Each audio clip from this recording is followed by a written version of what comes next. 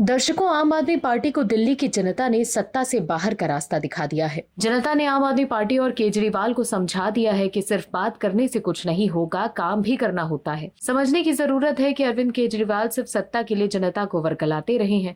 वो सिर्फ जनता को बताते रहे हैं कि बीजेपी और दिल्ली के एलजी हमें काम नहीं करने दे रहे।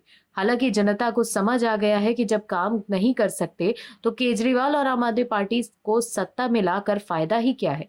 तो दिल्ली की जनता ने उन्हें बाहर का रास्ता दिखा दिया, लेकिन आम आदमी पार्टी ये बात मानने को तैयार ही नहीं और अब फिर से पार्टी उलझलूल आरोप लगा रही है।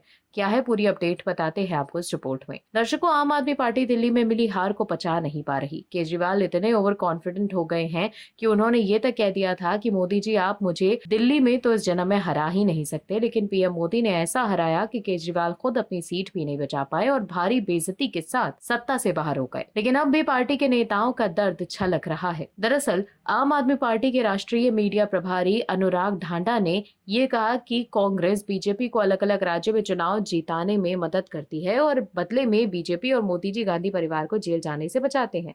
चाहे दिल्ली के कॉमनवेल्थ घोटाले में क्लीन चिट देना हो, 2G स्कैम में क्लीन चिट देना हो या फिर रॉबर्ट वाड्रा और गांधी परिवार के खिलाफ चल रहे केसों में उन्हें जेल से बाहर रखना हो, बीजेपी नेता कांग्रेस को बचाने की जिम्मेदारी निभाते हैं। दिल्ली विधानसभा चुनाव में बीजेपी कांग्रेस के बीच मिली भगत थी। इस बात का संकेत चुनाव आयोग द्वारा जारी पार्टियों को मिले चंदे के आंकड़े दे रहे हैं। अनुराग ढांडा ने यह भी कहा कि दिल्ली में बीजेपी कांग्रेस के बीच मिली भगत थी। कांग्रेस को 44 करोड़ रुपए कैश में चंदा मिला था, जबकि उसका कोई अस्तित्व नहीं था और न सर्वे में कोई सीट जीत रही थी। फिर भी उसे 44 करोड़ रुपए कैश किसने दिया? आम आदमी पार्टी के वरिष्ठ नेता और राष्ट्रीय मीडिया प्रभारी अनुराग ढांडा ने पार्टी मुख्यालय में प्रेस वार्ता में कहा कि दिल्ली विधानसभा चुनाव के समय बार बार ये सवाल उठ रहा था कि क्या बीजेपी के इशारे पर मिली भगत करके कांग्रेस ने दिल्ली विधानसभा का चुनाव लड़ा। आम आदमी पार्टी के कई नेताओं और लोगों ने ये आरोप लगाया था कि आम आदमी पार्टी के बड़े नेताओं की सीटों को टारगेट करके कांग्रेस को बीजेपी फाइनेंस कर रही थी। बीजेपी की तरफ से कांग्रेस को पैसा मुहैया कराया जा रहा था ताकि वो वोट का बंटवारा करके बीजेपी को फायदा पहुंचा सके। ढांडा ने यह भी कहा कि चुनाव बाद सभी पार्टियों ने चुनाव आयोग में दस्तावेज जमा किए जिनमें चुनाव के दौरान उनमें खर्च और चंदे का ब्यौरा दिया गया था। इन दस्तावेजों में बहुत ही हैरान करने वाले आंकड़े आए थे जो इस दावे को और भी ज्यादा पुख्ता करते हैं कि क्या कांग्रेस दिल्ली विधानसभा चुनाव में बीजेपी के इशारे पर काम कर रही थी। उन्होंने कहा कि ये सबको पता था कि दिल्ली में मुख्य मुकाबला बीजेपी और आम आदमी पार्टी के बीच था।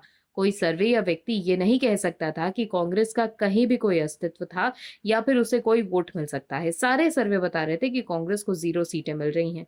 ढांडा ने यह भी कहा कि अगर आम आदमी पार्टी को कोई चंदा दे चाहे वो कैश में हो या फिर किसी अन्य रूप में, तो बीजेपी तुरंत इनकम टैक्स या ईडी जैसी एजेंसियों को उसके पीछे लगा देती है। लेकिन कांग्रेस को 44 करोड़ रुपए कैश में मिले और कोई खबर नहीं हुई, किसी भी इनकम टैक्स का नोटिस नहीं गया, किसी को पकड़ा गया या कोई एजेंसी उसके पीछे लगी, ऐसा भी नहीं हुआ। इससे पता चलता है कि कहीं ना कहीं बीजेपी और कांग्रेस की मिलीभगत थी। आम आदमी पार्टी बीजेपी और कांग्रेस की मिलीभगत के आरोप लगा रही है, लेकिन एंटी गठबंधन में शामिल होकर आम आदमी पार्टी ने कांग्रेस के साथ लोकसभा चुनाव लड़ा था।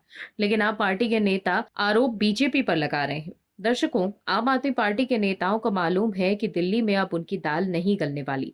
एमसीडी से भी पार्टी सत्ता से बाहर हो गई है, इसीलिए पार्टी के नेता बेचैन हैं। आप दर्शकों से विनम्र निवेदन है कि चैनल को सब्सक्राइब जरूर करें